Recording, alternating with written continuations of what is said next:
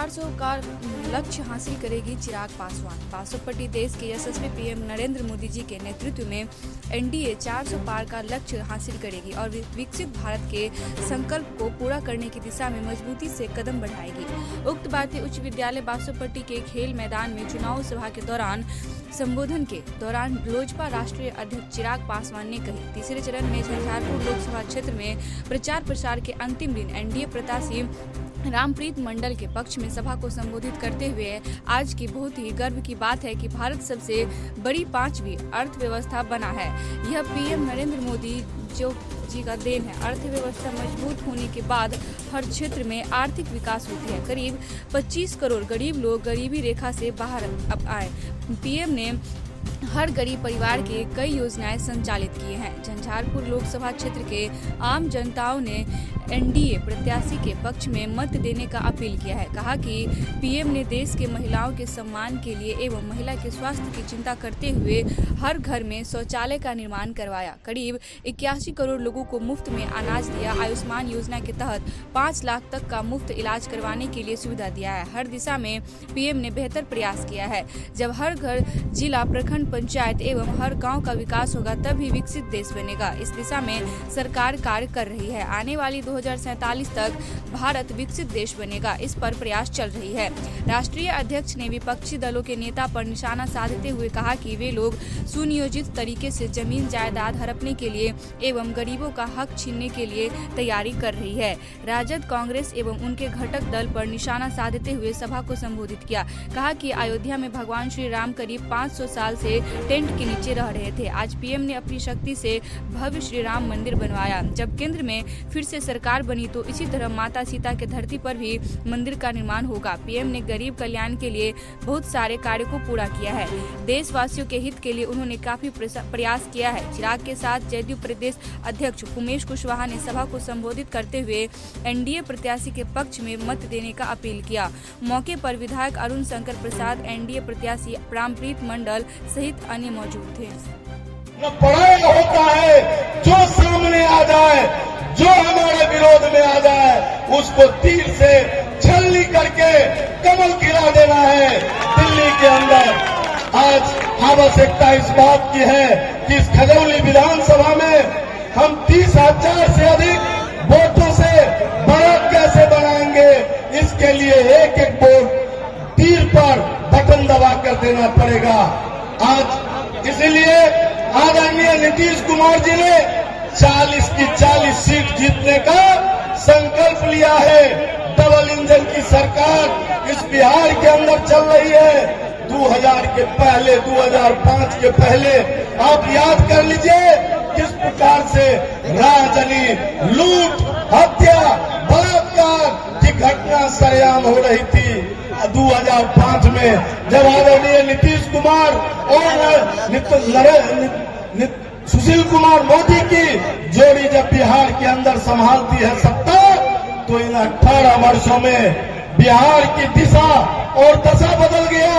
जो हम 8-8, 10-10 घंटे में जिला से पटना जाते थे, आज 5 घंटे के अंदर, 4 घंटे के अंदर, 3 घंटे के अंदर हम आज पटना पहुंच रहे हैं। ये देन अगर किसी का है तो नीतीश कुमार जी, नरेंद्र मोदी जी, चिराग पासवान जी, उपेंद्र कुशवाहा जी, हम के जीतन राम मांझी जी, ऐसे हमारे जो नेतृत्व करता है, उनके नेतृत्व के बदौलत ये संभव हुआ है। आगे आने वाले समय में कठिन समय है। इस बिहार को अगर बचाना है, माता पिता की सरकार जब 15 साल तक रही थी तो बिहार बदहाल हो गया था। आज बिहार पटरी पर आया है। आज बिहार देश के अंदर तेज गति से विकास करने वाले राज्यों में शुमार है। इस बिहार को आगे बढ़ाने के लिए झंझारपुर से आदरणीय प्रत्याशी रामप्रीत मंडल जी को तीर पर बटन दबाकर दिल्ली में कमल खिलाने के लिए, आदरणीय नरेंद्र मोदी जी को प्रधानमंत्री बनाने के लिए हम सब आज संकल्पित हो और परसों 7 तारीख को पहले मतदान तब जलपान, ये निर्णय करके हम लोग यहाँ से जाएंगे। आदरणीय चिराग पासवान जी यहाँ आ चुके हैं, हमारे बीच हैं। मैं आपका अधिक समय न लेते हुए अपने सभी मंचासीन नेताओं का इस गिरजा कलालेश्वर और विश्वामित्र की इस धरती पर बासोपट्टी में उनका हार्दिक अभिनंदन और स्वागत करते हुए अपनी वाणी को यही विराम देता हूँ। भारत माता की, भारत माता की, नरेंद्र मोदी जिंदाबाद। कार्यकर्ता साथी मौजूद यहाँ पर, प्रेस मीडिया के तमाम पत्रकार साथी, आदरणीय बुजुर्गों, माताओं, बहनों, मेरे तमाम नौजवान युवा साथियों, सबसे पहले आप सबको स्वागत करता हूं। साथियों, आज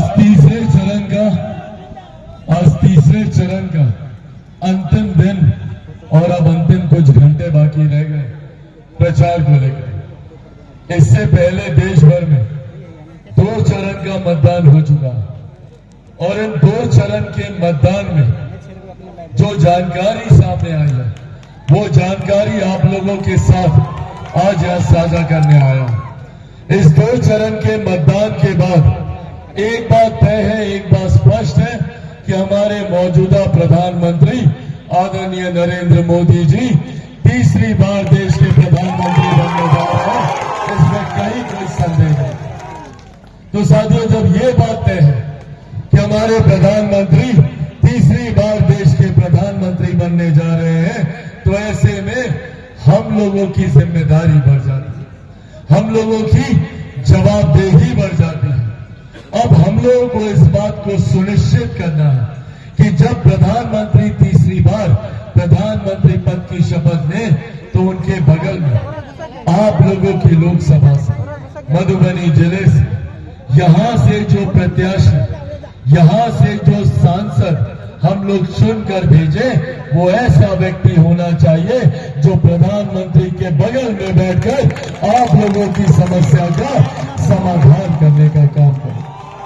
और ऐसे में मेरा विश्वास, मेरे प्रधानमंत्री जी का विश्वास, मेरे मुख्यमंत्री जी का विश्वास, आदरणीय जीतन राम मांझी जी का विश्वास, आदरणीय उपेंद्र कुशवाहा जी का विश्वास, हम सबके पुराने साथी, आप सबके सांसद और एनडीए के लोकप्रिय प्रत्याशी रामप्रीत मंडल जी के ऊपर है। चाहते हैं कि एक बार जोरदार ताली से आप लोग ये विश्वास हमारे प्रधानमंत्री जी को दिलवाएं कि आप लोग इनको भारी मतों से यहां से जिताकर भेजें। साथियों, जरूरी है हमारे प्रधानमंत्री का तीसरी बार देश का प्रधानमंत्री बनना। आज से पहले, 1 दशक पहले हम में से कोई नहीं जानता था कि भारत की अर्थव्यवस्था कहां पर है। हम में से कोई नहीं जानता था कि भारत की समस्याओं का समाधान कैसे होगा, भारत एक विकसित देश कैसे बनेगा। पर इन 10 सालों में हमारे प्रधानमंत्री ने न सिर्फ भारत को एक विकसित देश बनाने का लक्ष्य तय किया, बल्कि भारत की अर्थव्यवस्था को मजबूत कर हम लोग की मूलभूत जरूरतों के अभाव को दूर कर उस दिशा में कार्य करने का भी काम कर रहे हैं। आज से पहले कोई अर्थव्यवस्था की चर्चा नहीं करता था, पर आज हम लोग को गर्व होता है भारत दुनिया की 5वीं सबसे बड़ी अर्थव्यवस्था बना है, तो ये प्रधानमंत्री जी की देन है।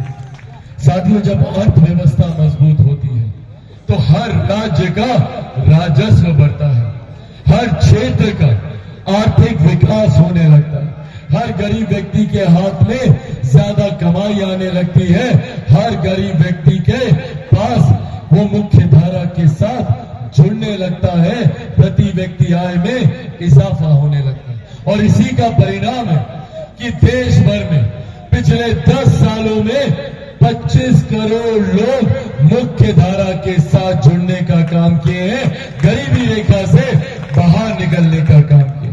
ये एक बड़ी आबादी है 25 करोड़ लोगों की जो गरीबी रेखा से बाहर निकले।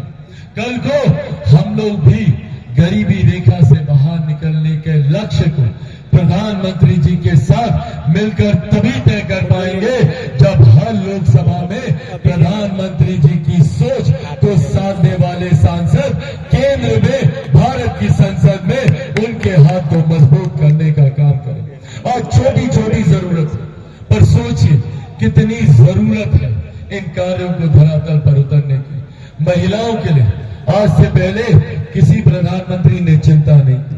आज उनके सम्मान की चिंता करते हुए प्रधानमंत्री जी ने बहुत छोटी पर उस महिला के लिए सबसे ज्यादा जरूरी जरूरत को पूरा करने का काम किया, शौचालय बनवाकर। आज महिलाओं के स्वास्थ्य की चिंता कर उज्ज्वला योजना देने का काम किया। ये वो बुनियादी जरूरत है जो आने वाले दिनों में हम लोगों को मुख्य धारा के साथ जोड़ने का काम करेगी। आज कोई गरीब परिवार, कोई गरीब व्यक्ति आर्थिक अभाव में इलाज से वंचित न रह जाए। हमारे प्रधानमंत्री जी ने आयुष्मान योजना के तहत हर गरीब व्यक्ति को 5 लाख रुपए तक का मुफ्त इलाज देने का प्रावधान किया। ये सोच उस विकसित देश बनाने की दिशा में है। भारत विकसित देश तब बनेगा जब भारत का हर एक राज्य, बिहार जैसा राज्य जब विकसित। पटेल जी लोकसभा प्रभारी, लोजपा झंझारपुर प्रभाकर ठाकुर जी, जदयू प्रखंड मुदगार राय जी, भाजपा प्रदेश संजय ठाकुर जी, पूर्व प्रमुख प्रखंड वीरेंद्र झा नन्नू झा जी, महिला प्रकोष्ठ के जिला विक्रम जिला यादव जी, भाजपा नेता हरिचंद शर्मा जी, भाजपा जदयू नेता जहीर मलवली जी, जो आपके बीच आया हूँ। जो भी किसी प्रकार की मुझसे गलती हो गई होगी मैं सुधार। मेरे प्यारे भाइयों माताओं, मैं एक प्रतीक हूँ आदरणीय प्रधानमंत्री जी का। अरे हाथ का है, हेलो, मैं एक प्रतीक हूँ आदरणीय प्रधानमंत्री जी का, एक प्रतीक हूँ आदरणीय मुख्यमंत्री जी का, एक प्रतीक हूँ चिराग पासवान जी का, जीतन राम मांझी जी का। काम पूरे देश में, खास करके अपने जो झंझारपुर क्षेत्र है, 104 का माननीय प्रधानमंत्री जी ने 4 लेन था, उसको 2 लेन था, उसको 4 लेन करने की स्वीकृति दी है। 57 NHI का जो 4 लेन था, उसको 6 लेन करने में स्वीकृति दी है। भारत माला रोड, माता सीता जहां से फूल लौटती थी, फुलहर से लेकर के सहरसा तक के रोड जो बन रहा है, वो भी हमारे आदरणीय प्रधानमंत्री का देन है। आदरणीय मुख्यमंत्री जी ने जयनगर में एक डैम बनवा रहे हैं 405 करोड़ का, वो भी हम लोग कभी सोचा नहीं था, वो हमारे आदरणीय मुख्यमंत्री का देन है। मिथिला हाट, जिसमें 300 लोगों का, गरीबों का पालन पोषण हो रहा है, नौकरी कर रहे हैं, वो सब दिन हमारे आदरणीय मुख्यमंत्री जी का है। तो मैं अपना समय उनको दूंगा और आप लोग से यही कहूंगा, बच्चा पले नहीं मां के बिना, बच्चा पले नहीं मां के बिना, देश नहीं चलेगा मोदी के बिना। इतना ही करके मैं अपना समय आदरणीय नेता को देना चाहता हूं, जिनका नाम नहीं लिया हूं। पत्रकार बंधु को भी मैं बहुत बहुत धन्यवाद, प्रशासन को भी धन्यवाद, बहुत बहुत धन्यवाद, बहुत बहुत नमस्कार। जय एनडीए, जय गठबंधन, जय नीतीश कुमार, जय मोदी सरकार, जय जीतन राम मांझी, जय चिराग पासवान। कहा जाता है कि झंझारपुर कभी मिथिला राज्य का राजधानी हुआ करता था और माता सीता और महाकवि विद्यापति जी की भूमि है। यहाँ के मतदाता मालिकों से बहुत कुछ कहने की जरूरत नहीं। आज तीसरे चरण का यहाँ के चुनाव का अंतिम प्रचार प्रसार का दिन है। हम आप कि जब भी आप परसों मतदान करने जाएंगे तो ईवीएम मशीन का बटन दबाने से पहले अपने बच्चे के भविष्य के बारे में जरूर एक बार सोचेंगे। मैं युवा वर्ग के खास नौजवान लोग को मैं देख रहा हूं जो प्रथम बार मतदान करने जाएंगे, उनसे खासकर मैं आग्रह करूंगा कि कम से कम अपने माता पिता जी से पूछ लेंगे कि ना 18, 19, 20 वर्ष पहले कैसा बिहार था, किस हाल में आपके पिताजी थे, माताजी थे, क्या भयानक सह रहे थे, कैसे जिंदगी को काट रहे थे, कैसे जिंदगी को जी रहे थे, क्या था बिहार, कैसा था बिहार, उस अतीत को जब याद करेंगे तो रोम रोम कांप जाएगा। ऐसे कोई लोग बाहर निकलते थे, जब तक घर वापस नहीं आ जाते तब तक लोगों का अनेसा लगा रहता था कि हमारे परिवार के लोग आए नहीं हैं। ये हालात थी बिहार का, ऐसा बिहार था। लोग किसी तरह अपने जिंदगी को काट रहे थे, जीने का कोई मकसद नहीं था, कोई उद्देश्य नहीं था, कोई विजन नहीं था, किसी तरह अपने जिंदगी को जी रहे थे लोग। भयावह की स्थिति थी। जब उस स्थिति को, उस अतीत को जब याद करते हैं, वो तो आप छोड़ दीजिए आम लोग की बात, जनप्रतिनिधि आईएएस अधिकारी तक सुरक्षित नहीं थे। ये हालात थी बिहार का। लेकिन जब से आप लोगों ने माननीय मुख्यमंत्री नीतीश कुमार जी के हाथ में बागडोर दिया बिहार का, न्याय के साथ बिहार की तरक्की हुई, विकास हुआ। और बिहार जो विकास की गति बिहार में जो चाहे हम कहना चाहेंगे, बिजली के क्षेत्र हो, रोजगार के क्षेत्र हो, शिक्षा के क्षेत्र हो, पानी हो, बिजली हो, स्वास्थ्य हो, शिक्षा हो, कोई भी क्षेत्र हो, चाहे कोई भी जाति धर्म, चाहे अति पिछड़ा हो, अल्पसंख्यक हो, महादलित हो, दलित हो, बच्चे हो, बुजुर्ग हो, युवा हो, कोई भी वर्ग के लोग हो, सबके यहाँ तक विकास की किरण पहुंची होगी। हम तो खासकर यहाँ तक पिछड़ा समाज के लोग को कहेंगे कि जब से माननीय मुख्यमंत्री नीतीश कुमार जी आए, 6 में आपको आर्थिक उन्नति के लिए, शैक्षणिक उन्नति के लिए और राजनीतिक उन्नति के आगे बढ़ने के लिए आपको अति पिछड़ा वर्ग आयोग का गठन किया, महादलित आयोग का गठन हुआ सब लोग के लिए, और जाति आधारित गणना कराकर अभी आपके माननीय मुख्यमंत्री नीतीश कुमार जी ने जो ससमय रिपोर्ट पेश करके जो आरक्षण का दायरा बनाने का काम किया, कोई साधारण कार्य नहीं है, ये ऐतिहासिक कार्य है। असाधारण कार्य असाधारण नेता कर सकते हैं। इसलिए हम तो कहने आए हैं यहाँ के लोगों को कि जो आपके नेता माननीय मुख्यमंत्री नीतीश कुमार जी, माननीय प्रधानमंत्री नरेंद्र मोदी जी, जिनका करिश्माई जोड़ी है, इस जोड़ी को मजबूत करने के लिए, इस धारा को मजबूत करने के लिए जो प्रधानमंत्री जी का सबका साथ, सबका विकास, सबका प्रयास, सबका विश्वास, इसको आगे बढ़ाने के लिए आप लोग एनडीए के जो आपके लोकप्रिय उम्मीदवार हैं, रामप्रीत मंडल जी, जिनका चुनाव चिन्ह है तीर छाप, जब तीर छाप पर बटन दबाएंगे तो दिल्ली में कमल खिलेगा, फिर से प्रधानमंत्री नरेंद्र मोदी जी बनेंगे। ये हम आग्रह विनती निवेदन करने आए हैं। ये जो चुनाव, ये जो जीत जो होगी, ये सिर्फ रामप्रीत मंडल जी का ही जीत नहीं होगी। ये जो जीत होगी नरेंद्र मोदी जी का जीत होगी, नीतीश कुमार जी का जीत होगी, चिराग पासवान जी का जीत होगी, उपेंद्र कुशवाहा का जीत होगी, जीतन नामाजी जी का जीत होगी। जीत आपका होगी, हम सबों का जीत होगी।